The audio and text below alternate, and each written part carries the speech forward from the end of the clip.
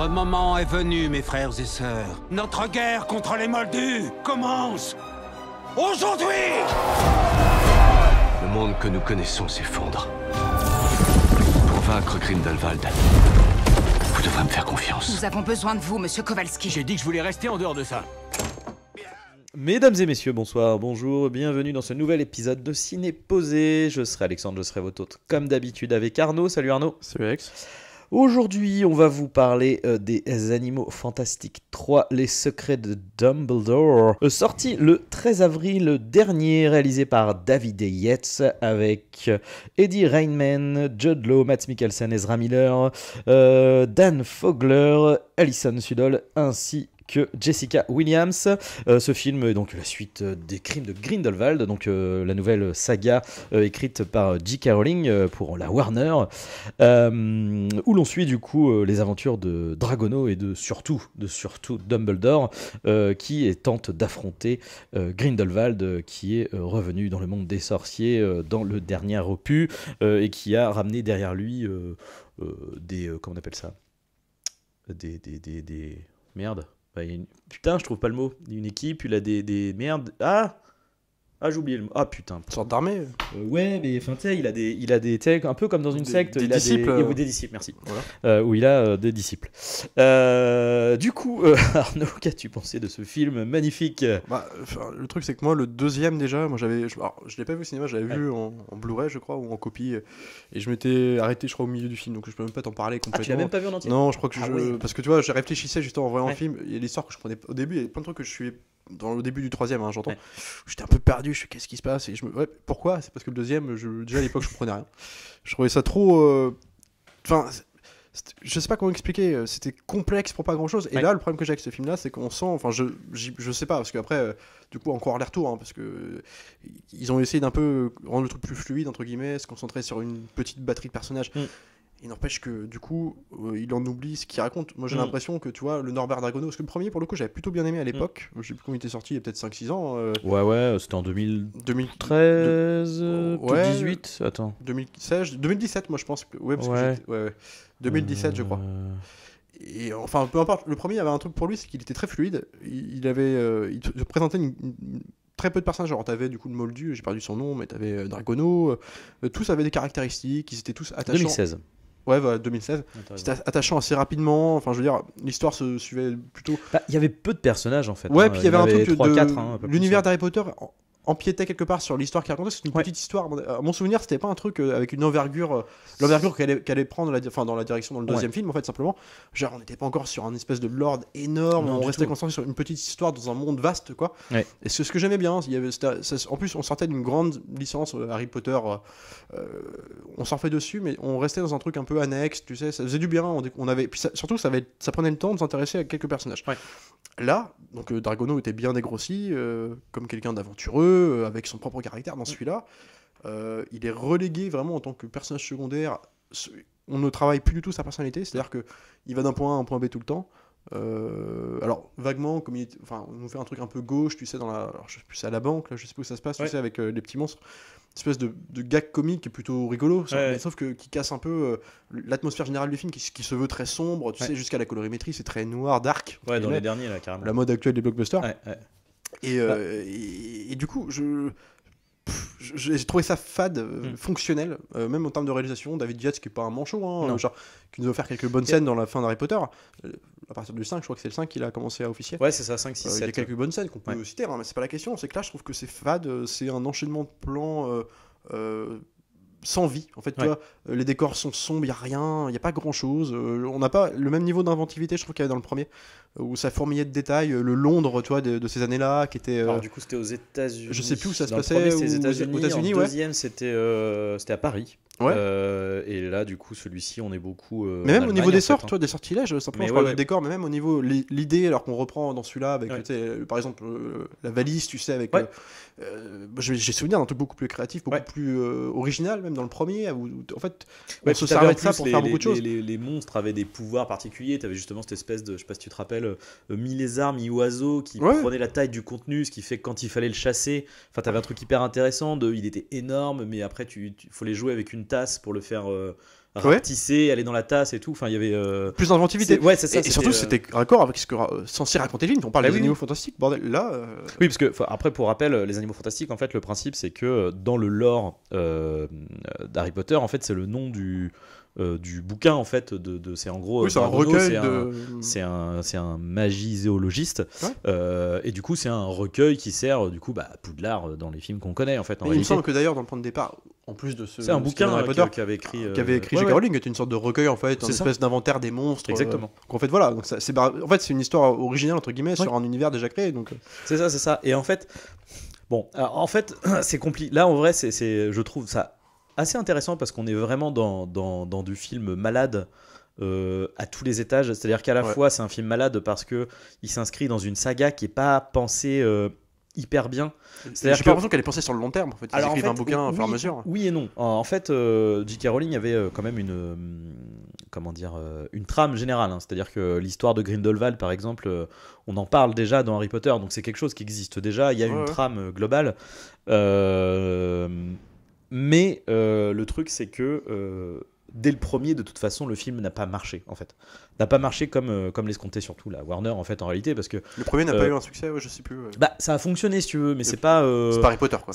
Voilà, c'est ça. Le truc, c'est que là, on est, en plus, tu vois, 2016, pour faire un parallèle, on est pile dans le moment où la Warner essaye de se placer en termes de blockbuster vis-à-vis de toutes les super productions, surtout Marvel, qui décolle à ce moment-là, en fait. Et là, on est dans un moment où il y a toute l'affaire de Batman vs Superman, Suicide Squad, Justice League. Et la Warner, en fait, capitalise sur Harry Potter parce que c'est leur gros succès. C'est-à-dire que l'adaptation des 7 films, quand bien même la qualité n'est pas forcément toujours au rendez-vous de manière équitable, c'est des films qui ont cartonné. Enfin, je veux dire, ça leur a rapporté des milliards. Et ils s'attendaient à ça, en fait. C'est ce qu'ils veulent recréer. Enfin, c'est ce qu'ils voulaient recréer. Le truc, c'est que J.K. Rowling, c'est la première fois qu'elle scénarise un film. Elle écrivait des bouquins, c'était des scénaristes qui passaient derrière et qui retapaient le tout. Là, elle doit écrire toute une saga, mais effectivement au fur et à mesure, avec du coup ce qui incombe de changements de dernière minute, de ceci, de cela, alors attends, dans le premier film ça n'a pas marché. Exactement. Et là on est dans la... Enfin, je trouve avec cette saga, on est vraiment dans la pure ingérence de studio. Tu le sens déjà dans le second. Alors, je comprends que t'aies pas été jusqu'au bout, même si moi j'aime beaucoup le deuxième film. En tout cas, je m'en rappelle plus. Moi, je sais que j'avais commencé, mais en tout cas, j'aime beaucoup le deuxième film. Moi, le côté sombre me gêne pas, d'autant plus que après, c'est forcément pas hyper, comment on appelle ça, c'est pas hyper original. Je veux dire, Grindelwald, on parle de la montée du fascisme, etc. Je veux dire, c'est l'Empire contre-attaque, c'est l'Arlésienne. Des histoires entre les Mange-Morts et Voldemort, il y avait aussi ce truc-là un peu qui était. Mais c'est ça le problème. C'est pas non plus un truc. C'est ça le problème. Mais il y avait en fait comment dire. En fait, ce que j'aime bien avec David Yates, c'est qu'il arrive à poser. Il maîtrise vraiment l'atmosphère magique, tu vois, de Poudlard. Il y a des moments de grâce un peu, même dans celui-là, tu vois, avec le bouquin qui s'ouvre et qui crée c'est une espèce de porte au loin, en fait. À chaque fois, ils utilisent le livre, toutes les pages. Oui, l'idée de la séquence, c'est sympa, mais. Tu vois, t'as des petits trucs comme ça qui fonctionnent, mais l'histoire est juste pas. C'est trop décousu, en fait. En vrai, je pense qu'elle a dû. De toute façon, 2016. Le deuxième, il est sorti quand ? Il est sorti 2-3 ans après. Je veux dire, elle a dû avoir 2 ans d'écriture. Et puis pour celui-là, elle a eu qu'1 an. Sachant que, pour parfaire la couche de merde sur le film Malade, il y a le problème qu'il y a eu avec Johnny Depp. Donc il a fallu... en même temps, c'est presque un mal pour un bien, parce que Mikkelsen est plutôt un mal pour bon acteur. un bien. C'est très bon acteur. Je suis même plutôt d'avis que il aurait été, en fait, de base, il aurait fallu le prendre, en fait, vraiment, parce que je veux dire, même lui, le dit en interview, il a galéré à reprendre un peu la suite, parce que c'est la première fois en fait qu'il allait, entre guillemets, sur un projet comme ça à la dernière minute, en fait. Je trouve que ça se ressent, tu vois, je trouve que c'est un super acteur, je trouve qu'il a une présence incroyable et que sa seule présence suffit. Ce qui est rigolo, c'est qu'en fait, même en faisant le minimum syndical, il n'empêche que, toi, maintenant que je me fais l'analyse du truc, je me rends compte qu'il a l'air perdu, en fait. Il est là sans être là, en fait, comme il a une expression qui fait que ça passe un peu à la Denzel, tu sais. Mais franchement, là, c'est vraiment son charisme naturel pur qui fonctionne, quoi. Qui donne l'impression qu'il fait une prestation d'ouf, alors qu'en fait, tu sens juste que le mec est là, entre deux projets, tu sais. sais, il y a un truc comme ça. Il y a quelques moments que j'aime bien. Moi, j'aime beaucoup le fait qu'ils aient joué sur l'homosexualité de Grindelwald et de Dumbledore, même si c'est tellement peu subtil. Ouais, mais ça c'est pas le problème du film pour le coup. Mais non, et justement, je trouve que ça fonctionne vachement bien, et je trouve que c'est tout à son crédit, parce que c'est quand même vachement compliqué d'arriver, enfin, tu vois, en plein milieu et d'arriver sur une scène, parce que en vrai, ça fonctionne sur une scène, hein, tu vois. Puis ils sont assez taiseux tous les deux, donc ça marche bien, il y a un espèce de truc intérieur. Tout dans le regard et tout, ça fonctionne vachement bien. Donc voilà, t'as des petits moments de grâce comme ça, mais le film, il était non, puis, je veux dire, et puis à un moment, faut pas oublier ce qu'on raconte, quoi. Enfin, genre, on peut faire un film. Non, mais alors, on peut faire la volonté de faire quelque chose de très sombre et voilà, on grandit, on suppose aussi, on est 10 ans après Harry Potter, on suppose aussi que avant Harry Potter, mais en tout cas en termes de chronologie dans les films, même dans les bouquins, dans tout ce que tu veux, on est après, ça vise le public d'Harry Potter aussi. Et on imagine qu'il a grandi, on part sur d'autres directions. D'accord, peu importe. Et tu peux faire un film sombre en étant quand même fantastique, un minimum. Quoi. Je veux dire, Harry Potter 3, c'était sombre déjà. Harry Potter 3, excuse-moi, c'est quand même autre chose en termes de magie. Je sais que c'est pas le même projet. En y réfléchissant, le premier était aussi sombre aussi, parce que même s'il y avait le côté comique et tout, il y avait quand même toute l'histoire de l'espèce de secte là, avec la meuf qui battait les enfants et tout. Enfin, c'était pas. Bien sûr. Non, mais c'était vachement sombre aussi en mais fait. C'était déjà plus, ça jouait déjà plus sur l'univers de la magie, simplement. Ouais, la confrontation moldue, là, elle est presque délaissée dans le film. Enfin, t'as pas de vrai. Ah bah c'est un gros problème parce que du coup. Alors que c'est un peu aussi ce que ça raconte quelque part. Bah en fait là, il y a de la perte d'enjeu du coup, parce que justement tout le principe c'est que Grindelwald en fait c'est une menace. À se débarrasser des moldus. C'est ça, c'est une menace pour le monde des moldus.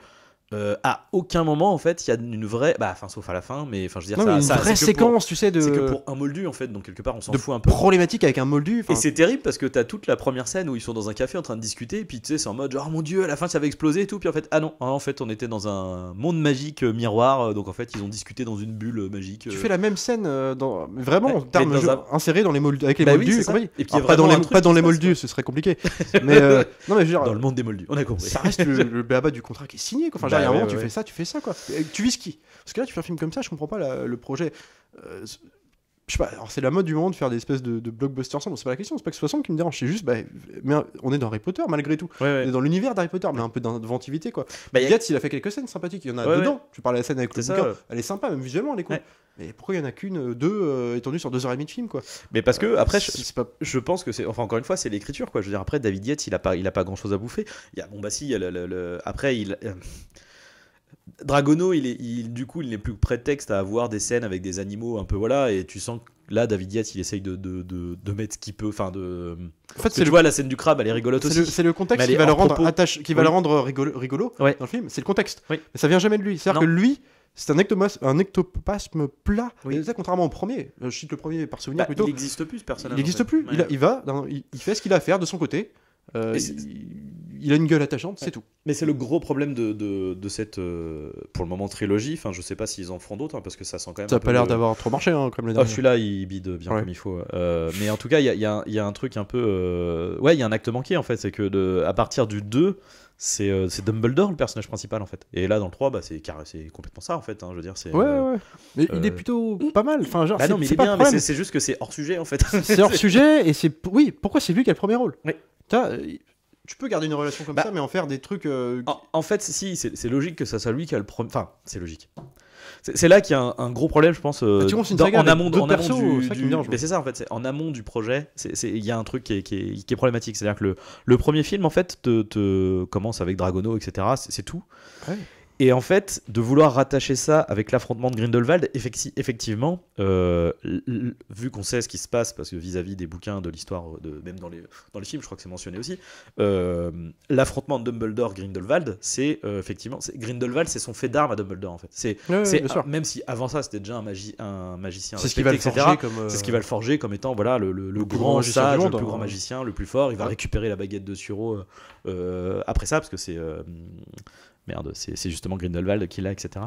Donc, donc ça pose problème parce que on ne sait pas. La logique voudrait que ce soit Dragono le personnage principal. Finalement, il est effacé au profit de Dumbledore et ça se ressent dans l'écriture en fait. C'est ça. En fait, du coup, tu sais plus qui donc en fait, tu vois tout le temps Dragono, mine de rien, tu le vois quand même. C'est quand même le personnage que tu vois le plus à l'écran. Ouais, mais il ne sert à rien en fait. Il n'a plus de. Parce que à partir du 2, il n'a plus d'arc scénaristique. Parce que dans le premier et le deuxième, en fait, l'arc scénaristique, c'était justement sur le fait que. Voilà, il a eu un amour dont il n'a pas réussi à se défaire, qui est justement la femme de son frère. qui meurt dans le 2. Et le truc, c'est que justement, à partir du moment où elle meurt dans le 2, vu que là, on n'en parle pas, tu vois, c'est-à-dire que là, ça aurait été le moment d'en faire le deuil, à la fois pour lui et son frère. Et surtout que, et en fait, dans sa relation avec Dumbledore, il y a une espèce d'aveu de scène de traumatisme d'enfance de Dumbledore, où en fait, il a laissé ça devrait être le film du deuil, en fait. Donc, ils devraient confronter comment eux perçoivent le deuil, parce que chacun en a vécu un différemment à d'autres endroits de sa vie. C'est le moment de faire et de rendre, du coup, de tracer un peu la personnalité, comment il a évolué Dragono dans celui-là, et ils en font rien. Non. Donc en fait, Dragono est là sans exister. Et pour moi, c'est ça, c'est en fait la grosse problématique. C'est un film en fait qui est sorti trop tôt, qui a pas eu de maturation de scénario. Alors à quel moment c'est J.K. Rowling qui en est responsable, Warner, je sais pas.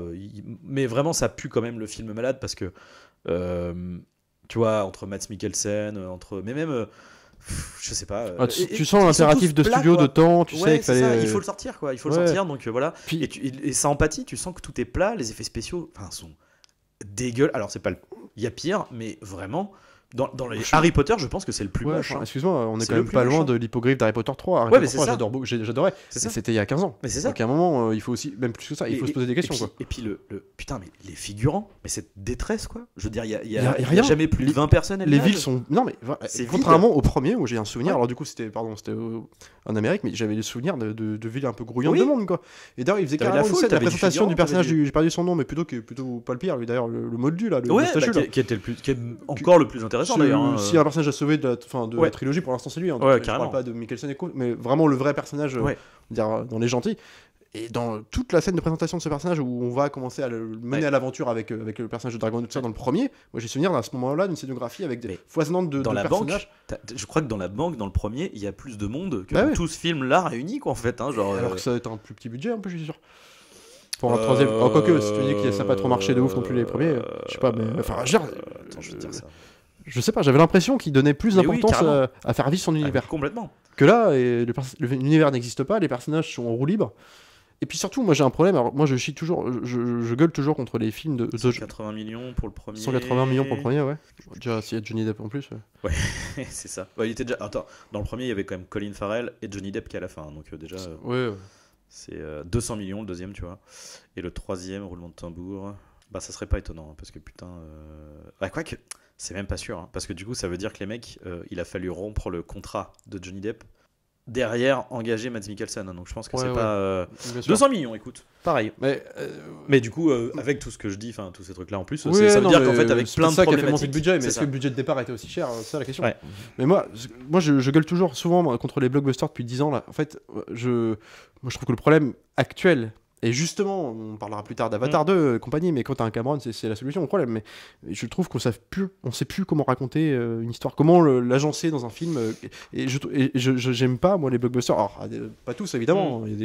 Mais je trouve que étirer les films sur 2h30, 3h, parfois même plus, je trouve que c'est à chaque fois, ou très souvent, je me dis à chaque fois, putain, mais voilà, ça crée ça comme problème, et ça comme problème, et ça. Et là, ce film-là, pour ce que ça raconte, 2h30, là, tu les sens passer, quoi. Ah bah, c'est inutile. Parce que, en fait, le canevas est simple, sauf que c'est tellement alambiqué par des scènes et des rajouts de trucs et des scènes en fait, ça devient compliqué. Et moi, j'ai toujours l'impression d'être un teubé quand je vais voir des blockbusters. Et je me dis, mais attends, pourquoi ? Parce que c'est jamais fluide.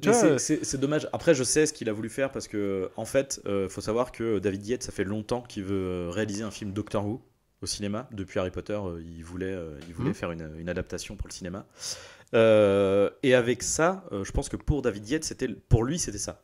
Et d'ailleurs, je pense peut-être même qu'il a dû en parler à J.K. Rowling parce qu'en fait, le personnage de Dragono, c'est littéralement un docteur. Il a la même. Bon, après, t'as peut-être pas trop vu la série, mais non, mais je vois à peu près. Tu vois, c'est Matt Smith, c'est David Tennant, et dans l'imagerie un peu personnage atypique, un peu burlesque, un peu parfois autiste, en décalage avec le monde, etc. Et puis tout simplement le concept de un peu gauche quoi, aussi. Ouais, aussi. Gauche et en même temps. Après, c'est ça le truc, c'est que la différence, c'est que le docteur, lui, a un côté comme c'est un extraterrestre, genre qui a un millier d'années, tu vois. Enfin, il a une sagesse, il a aussi une force Ouais. qui est un peu cachée, quoi. Après, lui aussi, tu vois, Dragono, ça aussi, le côté un peu force cachée, il Mais l'a aussi. Quand en je fait. dis gauche, on s'entend bien, c'est façon Colombo, c'est-à-dire le mec Oui. en apparence gauche, mais Oui, le film mais le dans le plus fond- intelligent de tout le monde. Exactement. Ça.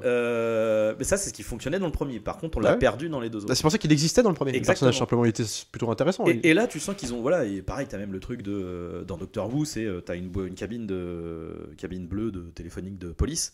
Et quand tu rentres dedans, en fait, c'est un vaisseau spatial. Et puis t'as cette phrase de, en fait, c'est plus grand à l'intérieur qu'à l'extérieur. tu vois. Et là, c'est pareil, tu vois. Sauf que là, c'est une valise, tu vois. Donc où t'as tout un monde dans sa valise. C'est exactement Ou la les même chose. tentes dans Harry Potter. À la Coupe C'est du le Monde, même, la c'est le Coupe même de Feu. délire. Et du coup, tu sens qu'ils ont voulu faire ça.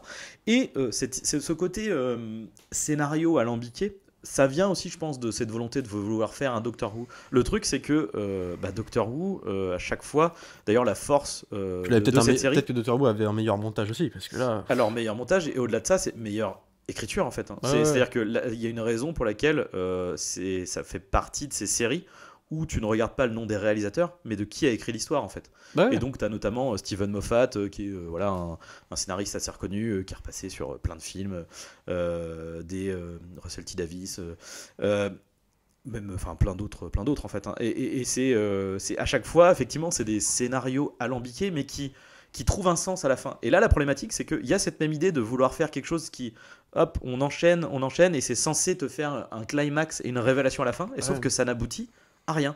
Et le 2, c'est exactement la même problématique. On te montre toute une histoire qui va un peu dans tous les sens, avec les traumas de tel personnage, de la copine de Jacob, enfin, on te mélange tout ça, on arrive à la fin un climax, et tu fais... ouais, mais du coup je comprends pas, enfin, pourquoi. Ok, qu'est-ce qui se passe? Ah, c'était pour avoir le collier en fait de Grindelwald à la fin, voilà.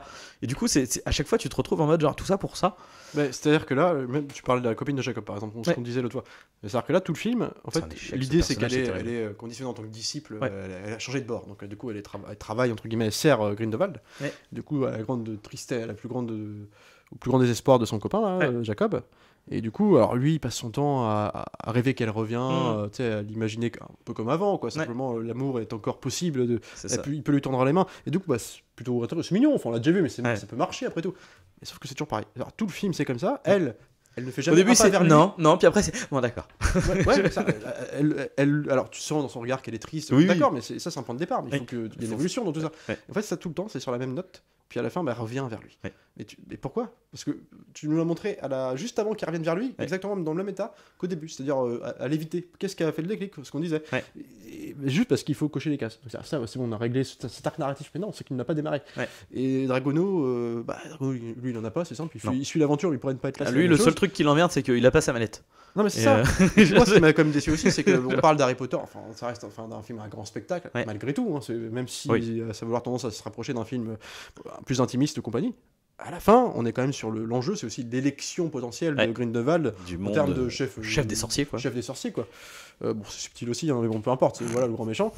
Et tu te dis, et comment va la scénographie de l'élection, justement, c'est quoi? T'as 4 pécores qui sont sur haut d'une tour où t'as rien, qui est vide, avec une foule en CGI et toi tu fais, les gars, et puis avec des escaliers en polystyrène. Après, je sais plus l'intervenant qui parle, tu sais, c'est le juge, ou je sais plus qui c'est. C'est l'ancien chef des sorciers. L'ancien, alors qui commence à parler, alors j'ai redé au micro, parce que bon, ça devient tellement plus magique que ça aurait pu être possible. C'est vrai. Il est en train de parler, tu sais, pour dire, alors voici, et puis là, en fait, il est filmé de face, en espèce de plan assez serré, sauf qu'en fait, tu vois quand même un peu ce qu'il y a derrière, tu vois juste, donc tu vois l'autre coincé du cul, là, ça, Mads Mikkelsen qui est venu prendre son chèque et qui se passe ce branle là, alors tu le vois derrière, genre debout comme ça.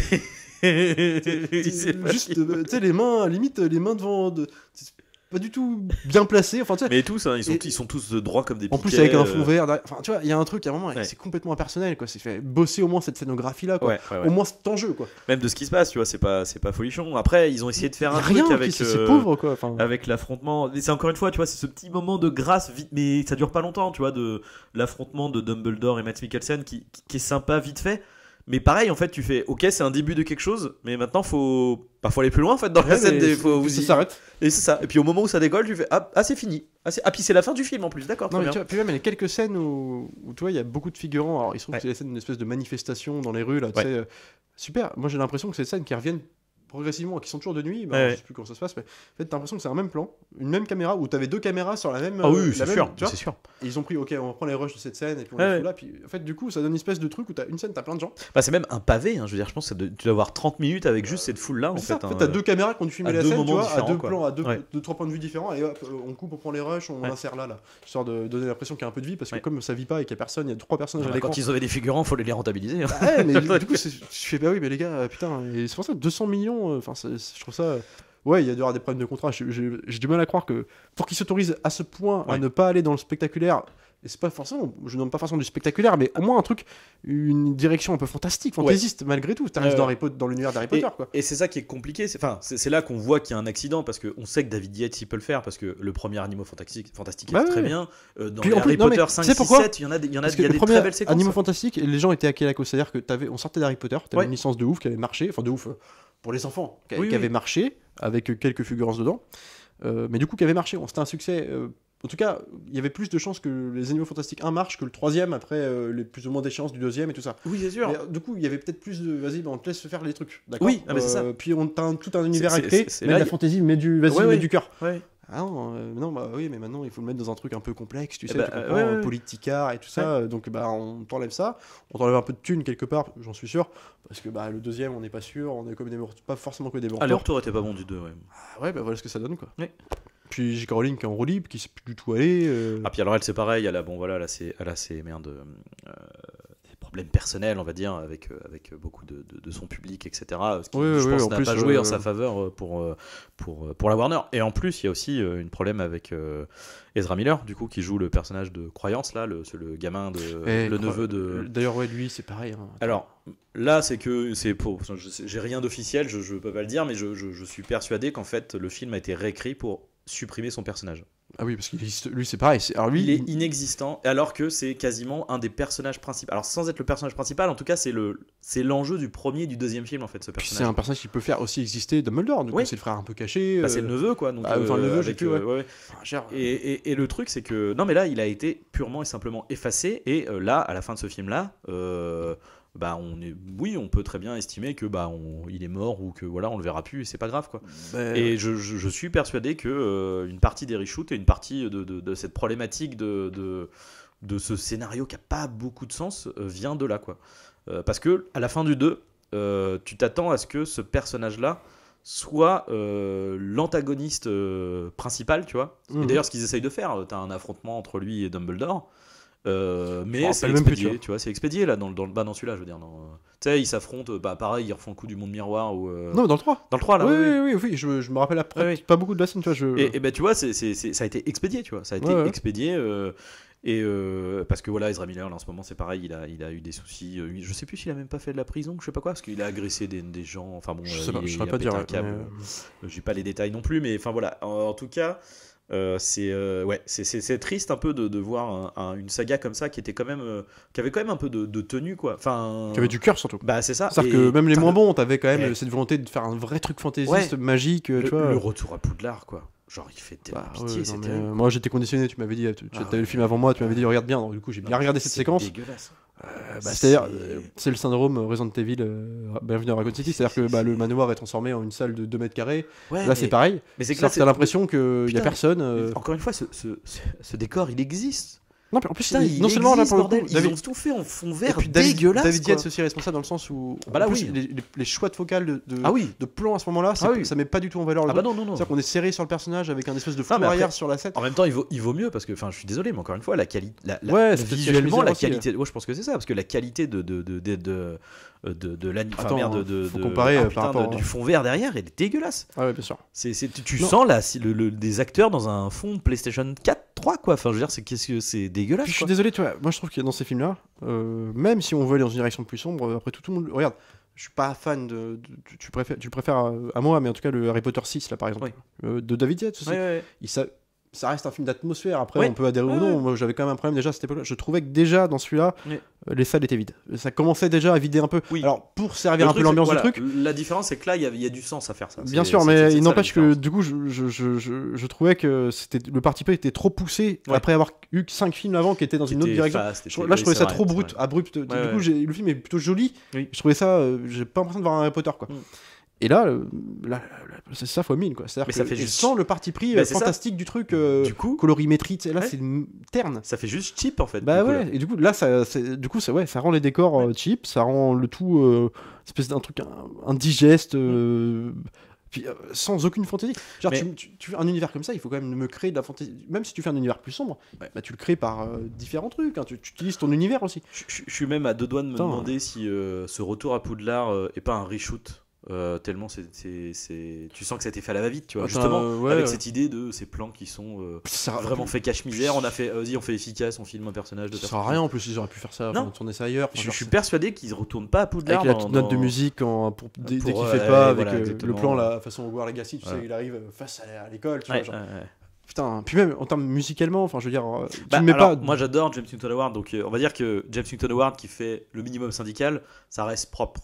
Mais, Ouais, mais il fait de la réutilisation. J'aurais préféré qu'il le mette même pas, tu vois. Non mais parce que oui, pour le coup, ça fait. il fait de la réutilisation de Ça veut thèmes, dire de mettre c'est, deux notes d'un film d'avant oui, dans oui, un oui. univers, dans un film qui ne le remettra jamais. C'est vrai qu'au final, il a pas de thème propre ce film-là. Bah non, bah, du coup c'est ça fait piéger. Enfin, tu peux, mais dans ce cas-là, l'utilise ou fais une variation derrière. Bah enfin. John Williams dans Star Wars 7 et 8. Hein. Ouais, mais t'as le montage en post-prod de Star Wars 8. Ouais. Qu'est-ce que tu veux demander à John Williams de faire un son dessus? Il y a un ton de lui chier dessus, mais c'est pas possible. Oui, Et puis, c'est vrai. et Non, mais moi, c'est vrai, j'en mais- profite d'ailleurs, une petite pastille là, pour défendre. Le thème de Ray est très bien. Ouais, mais il fait ce qu'il peut. Mais Ouais. j'en profite pour défendre Danny Elfman aussi, parce qu'on l'a touché dessus à l'époque, qui reprend son Batman dans la Justice League. Justice League. Mais vois le montage de Justice League, quoi. Oui, c'est Lui, vrai. c'est genre le mec qui fait ok, moi je vous mets ça, vous démerdez-vous en post-prod au montage, faites ce que vous voulez. Ouais, non, quand même. C'est Ouais. pas possible. Enfin, attends. Oui, mais là, non, qu'est-ce que mais tu veux faire, quoi il a quand même. Enfin bon, il a quand même. Ça a pas de sens, tu vois, de Non, mais ça n'a reprendre pas de sens tu vois, non de plus, mais reprendre genre, le thème de accident- Batman, de machin, c'est pas accident une industriel excuse, pour un quoi. accident industriel. Ouais, Oui, enfin, oui. Ouais, mais attends. Ah, mais quelque je pense pas part- qu'il l'a imposé tout seul. À mon avis, on lui a Ah non, mais, demandé. non, mais attends, c'est Joss Whedon qui lui a demandé. à un Ah moment ouais, donné, voilà, bien sûr, lui, évidemment. il fait ce Non, qu'on mais lui dit c'est aussi, sûr, tu vois. c'est Il y a un sûr. moment, on Non, lui mais dit de c'est mettre ça, sûr. il va le mettre. Hein. Bien sûr.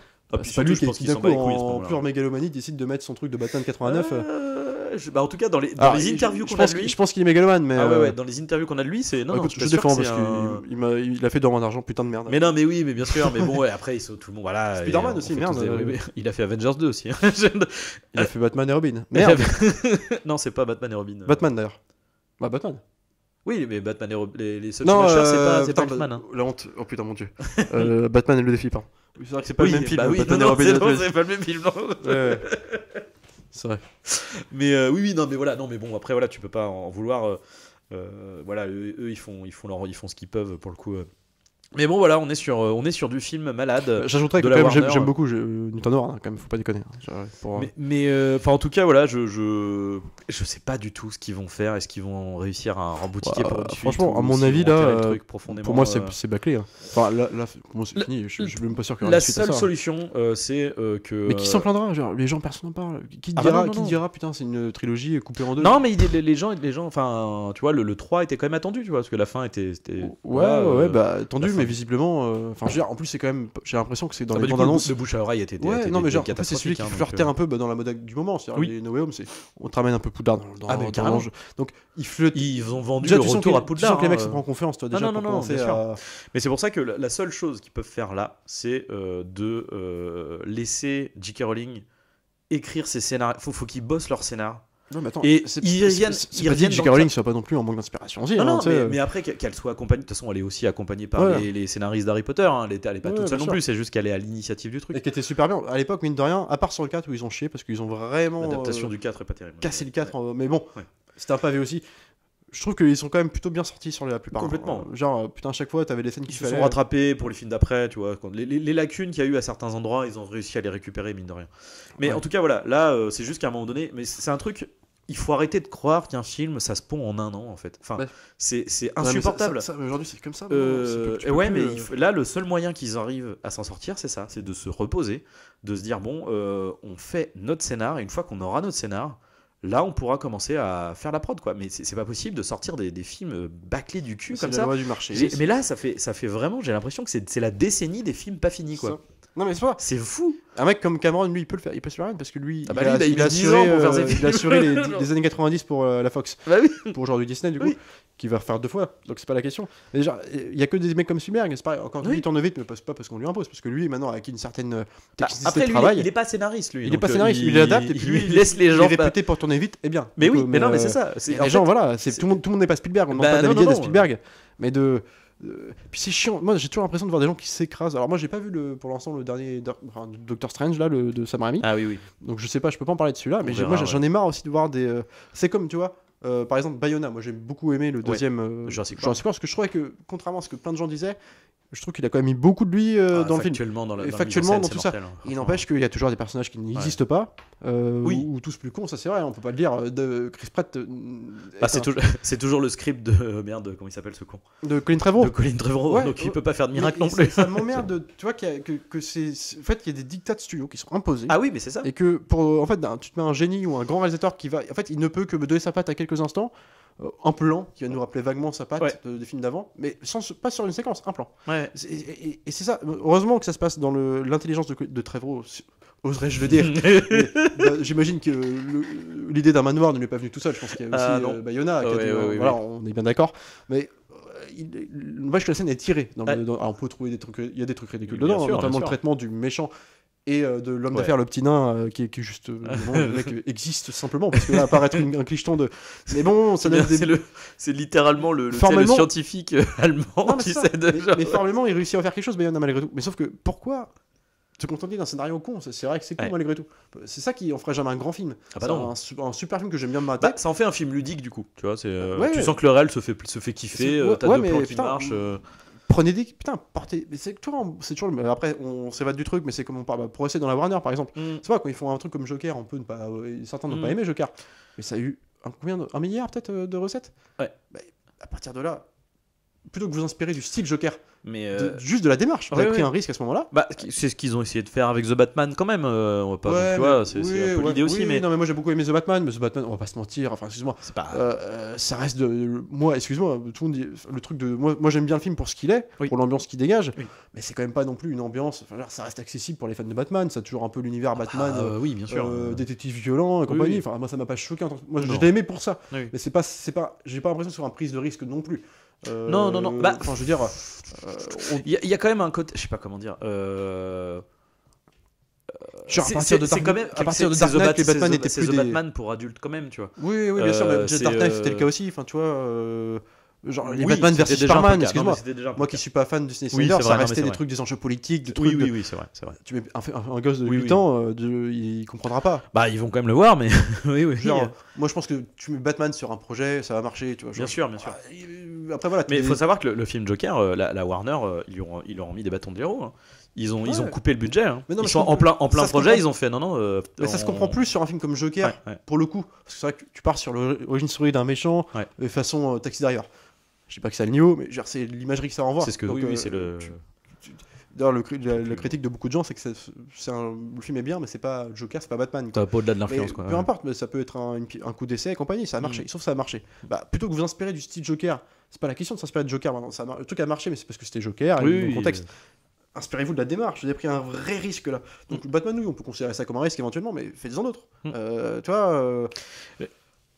Le truc, c'est que après, Harry Potter prenez des risques aussi, aller plus loin. Le problème, c'est que tu vois, sur Joker, vu qu'ils ont coupé le budget, etc., ils pouvaient se permettre de prendre des risques parce que justement, c'était pas un film à gros budget. C'est ça le truc, c'est que quand tu mets, ben non, mais quand tu mets 200 millions dans un film et quand t'en mets, je vais dire une connerie, mais quand t'en mets 100.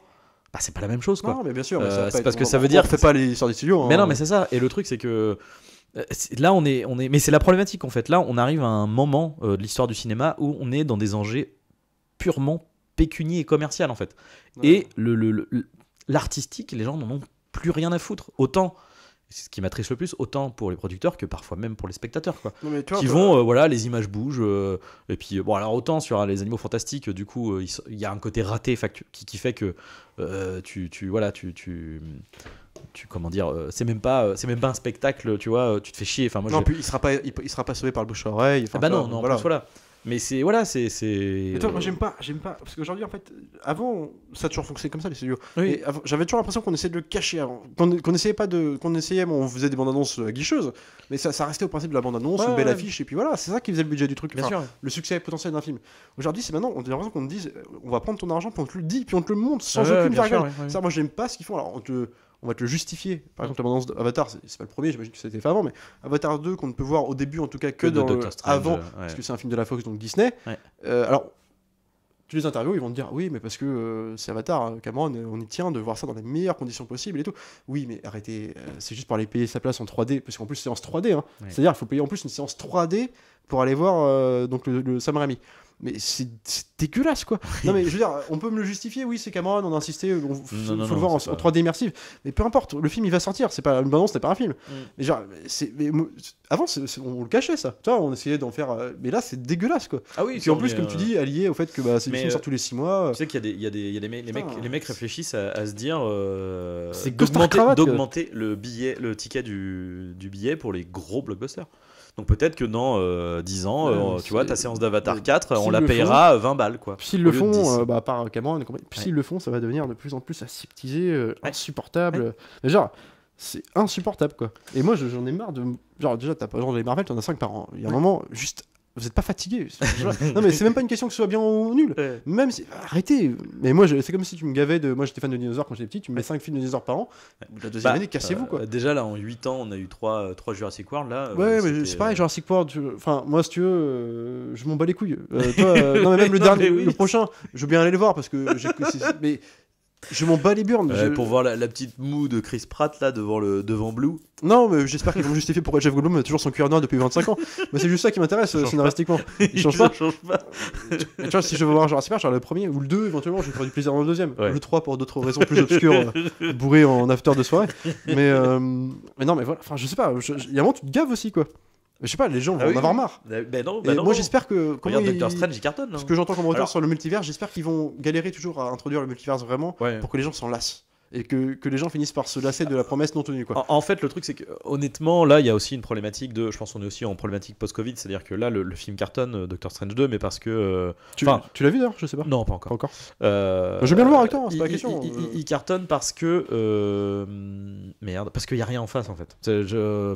Si, du coup, il y a les Animaux Fantastiques 3. Il est indirectement, ou directement relié en plus à No Way Home qui a fait un carton. Alors, c'est même pire que ça, là, apparemment, des retours, il est aussi relié à WandaVision, la série. Disney+. Ah oui, parce que non, c'est un nouveau concept. Il faut regarder les séries pour comprendre un film. Mais déjà, c'est pourquoi pour moi ça c'est plus du cinéma. Parce que les films n'étaient plus du cinéma dans le sens où c'était déjà de la série télé, mais là c'est acté en fait. Mais un film a une scène d'exposition, un truc, une fin. Alors tu peux faire des rappels aux précédents épisodes, si j'ose dire, mais il faut que ça soit lisible aussi. Oui. À un moment, c'est pas possible, quoi. Là, c'est une série télé. Ah bah là, c'est factuellement le principe du qu'on appelle ça. Il manquerait plus que le générique de fin, puis la scène qui introduit le second épisode, le troisième. Tu sais qu'il nous manque plus que le précédemment dans Marvel Cinematic Universe. Non mais c'est ça, donc moi je veux bien qu'on se plaigne, ouais mais bon, forcément tu t'aimes pas parce que ça marche et compagnie, mais juste j'aime le cinéma. Non mais c'est vrai, et putain, voilà, bon, c'était bon. Bah ouais, mais de toute façon c'est, voilà, je suis aussi moins énervé sur Harry Potter, enfin les Animaux Fantastiques 3 là, que... Parce que pour le coup lui... Mais après, tu vois que le film est malade, donc lui est dans les balbutiements de, en fait, de comment on foire une franchise. Mais tu sens que bon... Là, on a essayé d'y mettre du. Ça marche pas. En vrai, David Yates, il a quand même, tu vois, justement, quand on dit qu'il y a ces petits moments de grâce, etc., tu sens qu'il y a quand même. Tu sens qu'il peut se libérer. Il veut faire des trucs, tu vois. Tu sens qu'il il a envie d'essayer des trucs, mais c'est pas un niveau de. Le mec n'a pas été au niveau. Il est meilleur, je pense, que sur la trilogie. Enfin, toute la saga Harry Potter. C'était quand même de meilleure tenue que le Harry Potter 4, pour le coup. Mais bon, c'est pas Quaron, c'est sûr et certain. Bon, moi j'ai toujours une tendresse, même s'il est meilleur objectivement que Chris Columbus, mais moi j'aime bien le côté un peu palpable à l'ancienne d'un Chris Columbus, tu vois, qui marche à fond sur l'émerveillement. J'en trouve de moins en moins. Encore plus avec les Yates, non pas parce que par manque de talent quoi, c'est parce qu'en plus on est dans un truc où les personnages ont grandi dans les Harry Potter, c'est gris, c'est aseptisé, on complexifie l'histoire, du coup tu perds l'attrait à la magie aussi. Et c'est aussi ça qui me prend des Animaux Fantastiques 3. Le 1 encore, je l'avais encore eu ce truc là un petit peu, même si je trouvais que certains effets spéciaux étaient un peu sur les bêtes notamment, étaient pas ouf tout le temps, pas toujours bien éclairé, mais t'avais une ville qui existait, ça grouillait de personnages, les personnages étaient attachants tout de suite, et c'est le béaba d'un film d'aventure. Puis le concept était simple en fait, hein. Il y a 3 animaux à récupérer, et puis il y a le background de croyances. Mais moi je préfère toujours une histoire simple mais bien racontée. L'obscurial. Plus bon, elle était même pas forcément cliché en plus dans l'histoire, elle était simple. Non. Voilà, quand tu commences à me complexifier tout, mais pour aller nulle part, et puis de ne pas savoir quoi faire à part balader tes personnes. Ouais, mais du coup ça rend le truc complexe pour rien, alambiqué, sans proposition vraiment créatif pardon. Donc tu étais là, tu te fais chier. Il y a un truc qui trompe pas, hein, c'est que tu vois, à la base la saga s'appelle Les Animaux Fantastiques, mais au final quand ils ont fait le 2 et le 3, ce qui est vendu c'est les crimes de Grindelwald et le secret de Dumbledore, Ouais, tu vois, mais c'est alors, même plus c'est- les animaux fantastiques, typiquement, tu vois, c'est J'ai passé tout le temps de la séance quand j'étais pas en train de penser à autre chose, à regarder le truc en me disant, ok, dès qu'il y a un animal fantastique, alors ils en font carrément un enjeu à la fin avec, je sais plus comment il s'appelle, l'espèce de petit greffon là, tu sais, qui. le phénix. Le phénix, non mais. Ah, Non, pas le phénix, la pas le bestiole, oui, le. Parce que pour le coup, le phénix il se balade dans le Oui, film, t'as pardon, l'impression que c'est oui, vraiment oui. genre, vous avez vu Harry Potter 2 et 4 oui, Parce c'est que, ça. alors le phénix il fait que se balader, enfin peu importe. C'est pour le lien avec Dumbledore, quoi. Mais oui, c'est. Putain, merde, comment il s'appelle ce truc là? Le chilling. Voilà, le chilling. Et bah, en fait, j'ai l'impression, et même comme la scène qu'on disait, elle est rigolote, Oui. encore que elle est Avec le longue. Hein. crabe. Ouais. Elle est longue, hein, mais Ouais. parce que c'est pareil. Pourquoi t'étires cette scène aussi longtemps? Genre, elle est plutôt sympa. Ouais. Arrête de. Tu Bah, me fais l'aller. Honnêtement, Ok. c'est juste que je pense dans le scénario, il y a tellement rien que ce truc-là, il l'a étiré, c'est tout. Parce que pour contextualiser, en fait, t'as Norbert Dragono qui est dans la banque, il doit aller récupérer un truc, mais Non, c'est dans une prison. Dans une il doit prison, pardon. récupérer son frère. Voilà, et son frère. Il se confronte à une horde de petits crabes plutôt bien faits en plus, sur la question, qui sont. Ouais, puis en vrai, tu vois, c'est con parce que dans l'idée, c'est mortel parce que t'as le côté crabe mignon, rigolo, mais en même temps badant parce que c'est des. Comment on appelle ça? C'est comme des piranhas, c'est des carnassiers. Non, mais c'est une menace Ouais, objective c'est ça. dans ce moment-là, un Ouais. obstacle dans la réussite de son Tu sais, c'est un truc. peu les Compsognathus là dans Jurassic Park, Ouais, c'est la petite bien sûr, créature. les petites créatures. Mais là, ouais. du coup, ils sont plutôt bien foutus en plus pour le Ouais. coup. L'idée, c'est qu'en fait, pour se sortir, pour pas se faire dévorer par toute cette horde d'espèces de scorpions, bah, le mec, en fait, il se rend compte par pur hasard, en circonstance, il lève les bras, tu Bah, vois. il connaît l'animal, hein, donc il sait que Ouais, alors, oui, il ça connaît. peut marcher de faire ça. Quoi. Ouais, j'ai tellement bien suivi le film. Donc bref, il lève les bras, puis du coup, les créatures lèvent les bras aussi, en fait, et puis il commence à le mimer. Puis en fait, comme ça, il peut Il fait l'avancer une pendant que les danse autres. pour lui. les. Donc c'est plutôt rigolo. Ouais. Tu tapes tout l'allée jusqu'à l'endroit, tu fais super plusieurs sympa. Sauf qu'une fois que tu as compris l'allée Ouais. et qu'il récupère son truc, bah, t'as pas besoin de nous montrer le retour parce que tu sais que ça va se passer comme ça. Mais il nous le montre. Parce qu'il se dit, bon, bah quand même, faut qu'on fasse rigoler encore. Sauf que ça ne sert à rien. Et Alors, du coup, ça dure juste hyper longtemps. Et tu fais. Et ils font ça aussi parce que c'est la complexité d'avoir 15 000 arcs narratifs. Enfin, je dis 15 000, j'exagère, mais en fait, le truc, c'est qu'on a 5 montages alternés parce qu'on a aussi Jacob avec l'autre qui est au dîner. Il y a Dumbledore de son côté qui est en train de se battre avec l'autre. Il y a, tu suis un peu la copine de Jacob qui fait. Enfin, en fait, du coup, t'as tous ces trucs-là qui s'entremêlent. C'est le début de Star Wars 9. Le Oui. début de Star Wars 9, après l'écran en titre, là, t'as Kylo Ren qui est en train de se battre au sabre laser. Après, tu captes, c'est pas sur autre chose. On est où là? Qu'est-ce que Il c'est n'y a que ça? plus de lien. Mais Ouais. alors, les crimes de Grindelwald n'avaient pas encore ça. C'est-à-dire que tu sentais que le scénario était un peu fouillis, mais disons que dans le montage, Il était plus concentré, c'était plus propre. Quoi. Là, effectivement, il y a vraiment la sensation de passer d'une séquence à l'autre, mais Comme ça. aucun sens. Et Et en proche- plus, alors après, Ouais. il te le justifie avec ce principe scénaristique qui est très facile, hein, qui est de te dire, en fait, comme l'autre il voit dans le temps, en fait, en gros, comme il voit l'avenir, pour le perturber dans sa vision de l'avenir, il faut qu'on fasse des plans qui n'ont aucun sens en fait. Donc du coup, tu fais oui, du coup le scénario n'a pas de sens parce qu'en fait c'est le plan de ne pas avoir de sens. Mais c'est feignant de Et puis, ouf quoi. Et en plus ça passe, c'est un truc qui fait diversion. Parce que quand le mec le dit lui-même, que ça n'a Ouais. pas de sens entre guillemets, qu'il Ouais. y a un truc, bah du coup, d'accord, C'est comme ça. Il est aussi intelligent. Mais à que nous, chaque comme fois, ça. à chaque fois ils le disent C'est chiant, parce qu'à chaque fois ils font confusion temporelle et tout. Là, tu fais, T'as envie de leur dire, les gars, l'écriture, là, ayez confiance en vous. C'est ce que t'as envie de leur dire. mais c'est ça. Mais la problématique c'est que ça fonctionnerait sur quelque chose où il y aurait comment dire en fait tout résiderait dans le climax. Le problème c'est que comme le climax est nul. Ouais. Ça Je peux pas ça m'empêcher de fonctionne voir pas. quelque chose de façon. Parce que je pense qu'ils sont sincères, mais donc c'est pas la question d'être cynique Ouais. ou pas, mais je pense d'indirectement ça devient cynique le truc. Parce qu'en fait, t'as l'impression qu'eux-mêmes ne savent pas ce qu'ils veulent raconter, nous préviennent, genre, bon là, en fait, Oui. toutes, non, mais c'est toutes sûr. les hypothèses de sortie de mais comment ça, vous auriez c'est pu sûr. faire autrement, ils vont te le dire, sans expliquer à l'image pour te dire, on le sait. Mais tu vois, si on te le dit, donc ça passe, tu vois, c'est-à-dire que tu crois qu'on est aussi intelligent, donc c'est une solution qu'on a trouvée. Ça fait diversion. Et je vais même aller plus loin. Je pense effectivement que je pense que J.K. Rowling, parce que c'est elle quand même qui est à l'origine du truc. Après, Je pense qu'elle nous parle dans le film, mais vraiment dans le scénario. Puisqu'elle voulait vraiment les écrire, Et- ce truc-là, est-ce que c'est pas le studio qui lui a dit écrit des bouquins, ça marche bien? Si, je pense. Et Ah. le truc, c'est que tu vois, à la fin, textuellement, pour moi, j'y vois l'appel des scénaristes qui nous disent bon, c'était pas terrible, mais en fait, on a des trucs à raconter. Mais en fait, tout réside dans les spectateurs et les fans. Si Ouais. vous voulez voir la suite, c'est à vous. Aidez-nous. Voilà, exactement. Et parce que Ouais, c'est c'est comme un Dumbledore aveu qui d'échec, parle. quoi. Mais bien sûr, c'est Dumbledore qui parle à Dragono à la fin enfin non, c'est Dragono qui parle à Dumbledore, pardon, et qui lui dit parce que tu sais, l'autre il dit merci à vous, etc. pour tout ce que vous avez fait, machin, et Dragono se retourne vers Dumbledore et lui dit mais vous savez que si je le referai quoi qu'il arrive, et si vous avez besoin de moi, je reviendrai, tu vois. Enfin, il y a ce truc là de voilà, si vous avez ça ne dépend que de vous, tu vois. Il dit ça à un moment donné. Ouais, dans une scène qui est géniale, parce que la scène de fin. Mais oui, c'est triste. Mais c'est vraiment, pour moi, cette scène, elle résume tout. C'est vraiment l'aveu d'échec final, tu vois. Dans une scène très à l'anglaise, à la Love Actually, en fait, où t'as le personnage Jacob qui se marie. Que plutôt, pour le coup, le décor est plutôt sympa. Il neige, genre c'est cliché, mais puis après c'est dans sa boulangerie et tout. Plutôt bien éclairé. T'as le rapport rapport éclairé de la boulangerie avec la nuit bleutée. Enneigé, où à ce moment-là tu vas avoir Dumbledore qui regarde de loin le mariage sans s'y inviter, et c'est plutôt sympa. Putain, c'est comment dire, c'est du chant contre chant sur d'un fois le mariage, le regard attendri de Dumbledore, c'est mignon.